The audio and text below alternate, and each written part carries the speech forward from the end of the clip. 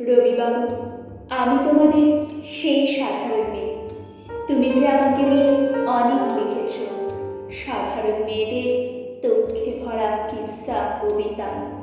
যে দুর্ভাগিনীকে দূরের পাল্লা দিতে হয় অন্তত ৫-৭ জন অসামান্যার সঙ্গে, অর্থাৎ সপ্তরথিনীর মা। আমি ওই সাধারণ মেয়ে। তোমার কবিতা আর গল্পগুচ্ছে পাতায় পাতায়, শিলাইদহের ঘাটে, গ্রামের উঠোনে আমার কথাই তো ছড়িয়ে রয়েছে।